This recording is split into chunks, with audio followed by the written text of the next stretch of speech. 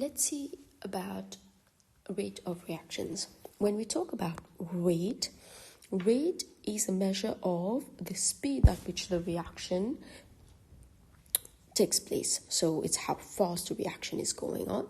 So you can have reactions that are very fast, like explosive reactions, while you have reactions that are very slow, that take like days or weeks or even months. For example, rusting.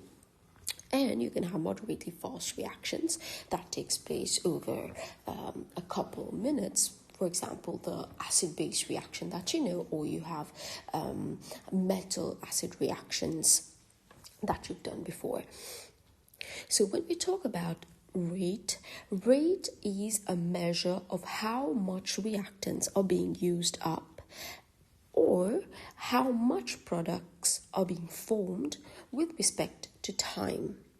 So if we translate this into an equation, you're going to have rate equal to change in amount of product. So the amount of product is going to increase, so how much the product is going to increase with time, or because the reactants are going to be used up, how much reactants is being used up with time.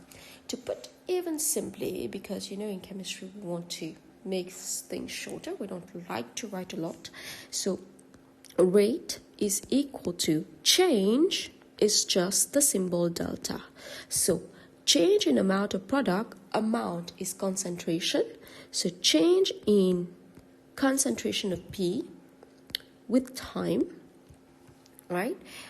Or this should also be equal to change in amount of reactants, concentration of reactants with time.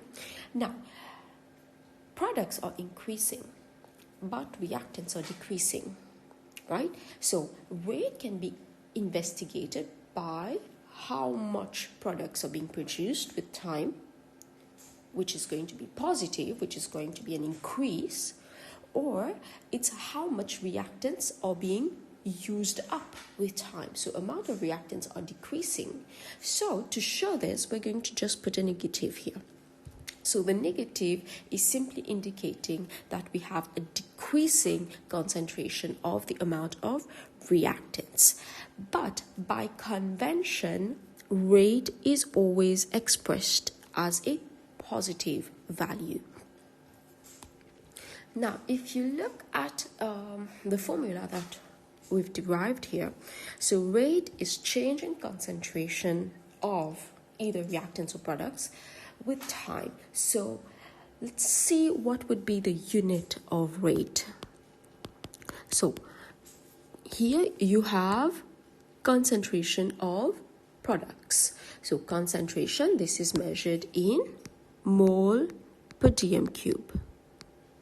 And here you have time. So mole per dm cube being divided with time, that gives you mole per dm cube per time is measured in seconds, so per second, or whatever unit time is being measured, could be measured in seconds, could be measured in minutes, could be measured in hour, to give you an idea of the rate, right? So this can also be expressed like that, mole per dm cube per second.